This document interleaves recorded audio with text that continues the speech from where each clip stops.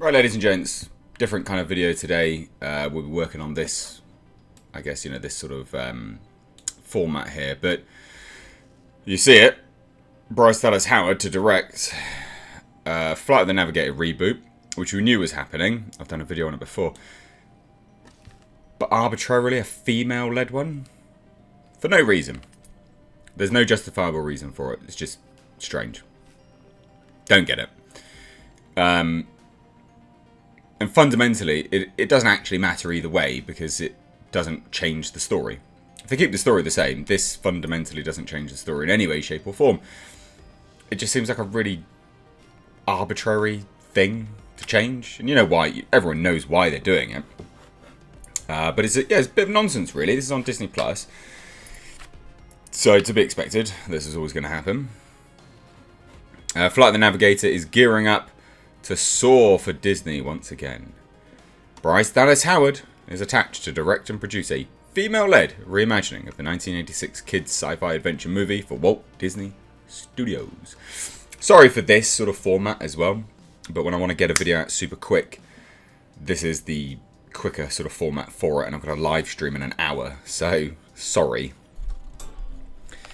Now, the project, which is intended for Disney+, will also be produced by John Swartz, Howard's partner at production company Nine Muses, and Justin Springer. Pointless information. Now, the original movie told of a 12-year-old boy who was abducted by a UFO and reappears 8 years later at the exact same age with no memories of what happened. When NASA officials spot a connection between the boy and a recovered UFO, and they try to ensnare him, the kid attempts to unravel the intergalactic mystery while trying to reunite with his family. It's a great movie.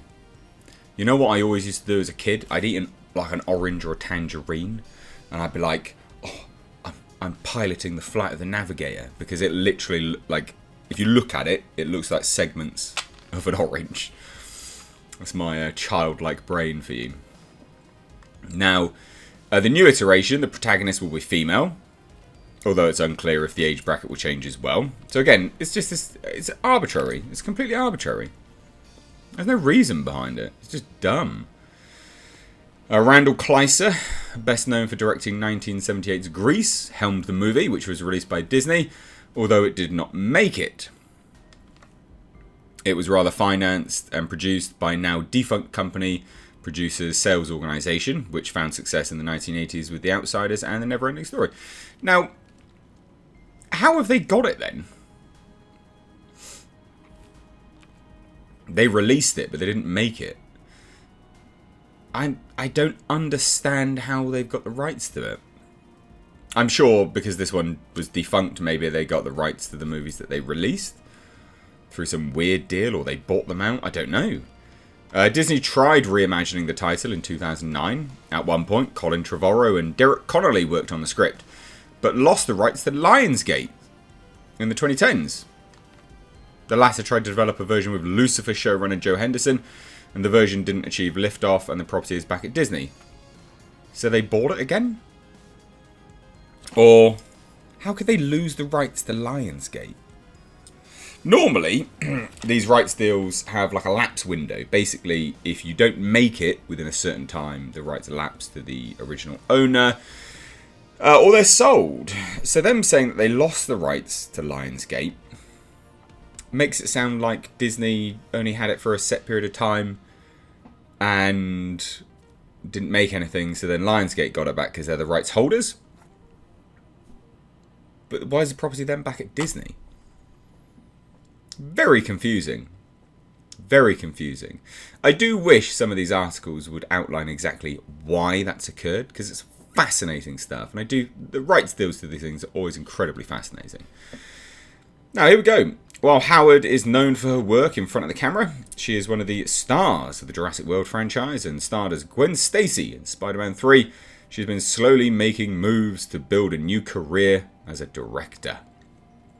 After helming several shorts and a documentary, Howard made her TV debut directing 2 episodes of Star Wars series The Mandalorian, which their episodes are actually really good. No issue with that. Made by Disney-owned Lucasfilm. She also has an episode of The Book of Boba Fett under her belt as well, and that will stream on Disney Plus this winter. didn't realise that was coming out this winter, actually. I'd forgotten about that. Navigator would serve as her feature directorial debut. Now, why? Why? This movie, at the end of the day, right, let's look at this objectively. At the end of the day, this movie, there's nothing reliant in this film on the lead's gender. There just isn't. Like, in the original story, it was wholesome, it was fun, they had some amazing, I think it was the Jim Henson Company, some amazing practical effects with the little creature barn in the Navigator's UFO. Well, I guess he's the Navigator, but in the alien's UFO, there was some amazing stuff, and it was such a fantastic film. But it doesn't hinge on the character's genitalia. So at the end of the day, if they keep that story the same, it's not going to be in your face. There's going to be no issue with it, no problem with it at all. Like, literally couldn't care less, actually, about this.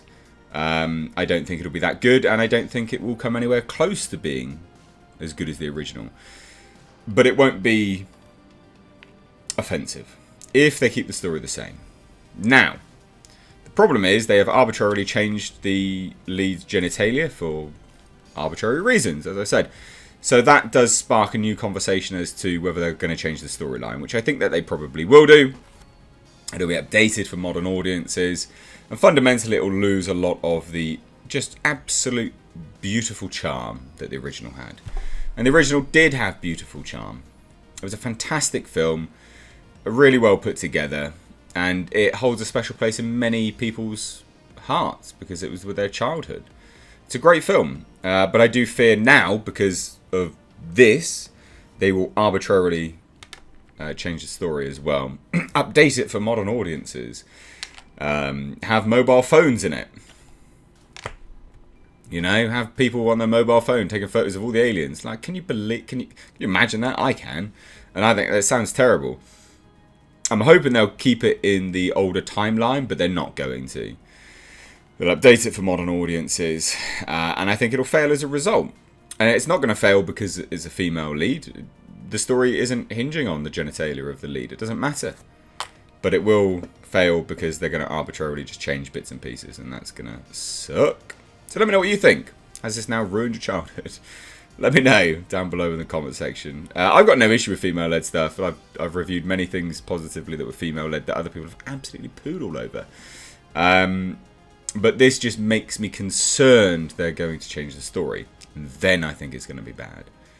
Because the story worked. It was fine. Let me know what you think, though, down below. Cheers, guys. Take care.